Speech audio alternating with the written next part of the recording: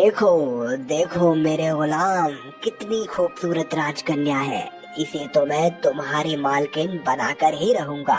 लेकिन सम्राट, कहाँ वो एक राजमहलों में रहने वाली कन्या और कहाँ आप खंडरों में पले बड़े जादूगर। वो मला आपसे विवाह कैसे कर सकती है? जुबान को लगाम दे गुलाम को। जादूगर घोगा को जो चीज पसंद आ जाए फिर घोगा उसे हासिल करके ही दम लेता है।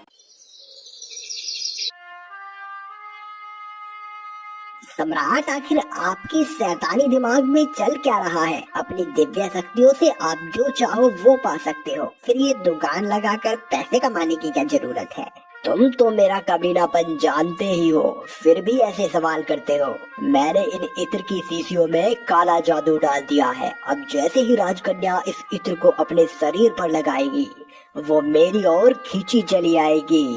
इतना कहते ही जादूगर ने देखा कि राजकुमारी की दासी बाजार में राजकुमारी के लिए खरीदारी करने आई है। उसने दासी को अपनी दुकान पर रोका और उससे कहा, खास राजकुमारी के लिए मैं अरब के देशों से बहुमूल्य इत्र लेकर आया हूँ। अगर राजकुमारी इस इत्र को अपने शरीर पर लगाएगी तो उनकी खूबसूरती में 4 चांद लग जाएंगे। लेकिन मैं तुम्हारी बात कैसे मान लूं कि ये इत्र इतना मनमोहक है और तुमसे इसे कैसे खरीद लूं?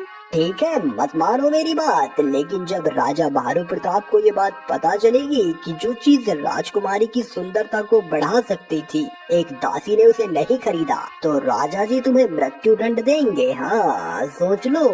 दासी जादूगर की बातों से बहुत डर जाती है और तुरंत वो इत्र खरीद लेती है जिस पर जादूगर ने काला जादू किया था।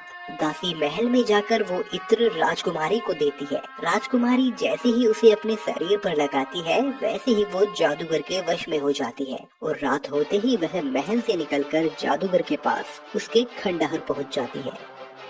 अरे सम्राट, आपका काला जादू तो काम कर गया। राजकुमारी तो आपके वश में हो चुकी है। अब आने वाली अमावस्या को मैं इससे विवाह करूंगा और इसे तुम्हारी मालकिन बना दूंगा।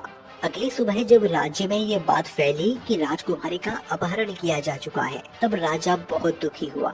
उसने तुरंत सैनिकों को राजकुमारी को ढूंढने का आदेश दिया।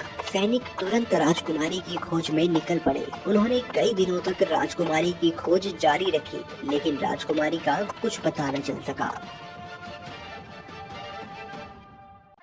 मुझे लगता है राजा साहब, अब आखिरी उम्मीद बस सुक्की बाबा है। अब वो ही हमें इसका कुछ उपाय बता सकते हैं। राजा ने तुरंत बाबा को दरबार में बुलाने के आदेश दिए और कुछ देर बाद ही सुक्की बाबा राजमहल में उपस्थित हुए।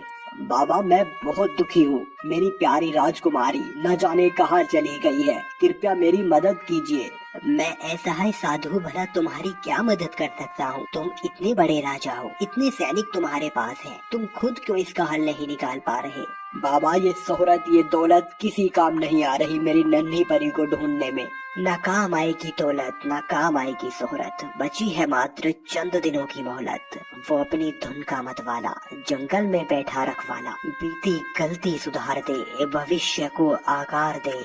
इतना कहकर सुक्की बाबा वहाँ से चले जाते हैं। हुजूर, सुक्की बाबा बहुत पहुँचे हुए बाबा हैं। वो यूं ही बेवजह कुछ नहीं कहते, वो हमें कुछ तो संदेश जरूर देकर गए हैं।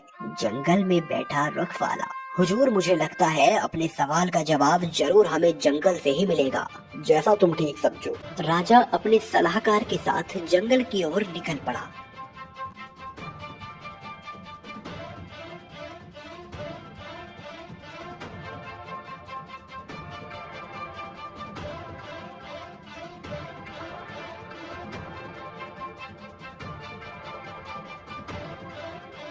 चलते चलते इतना समय हो गया है, लेकिन अभी तक तुम्हें साधु के सवाल का जवाब नहीं मिला। मैं तो भूख की वजह से बदहाल हो चुका हूँ। इस जंगल में न खाने के लिए कुछ फल है और न पीने के लिए जल।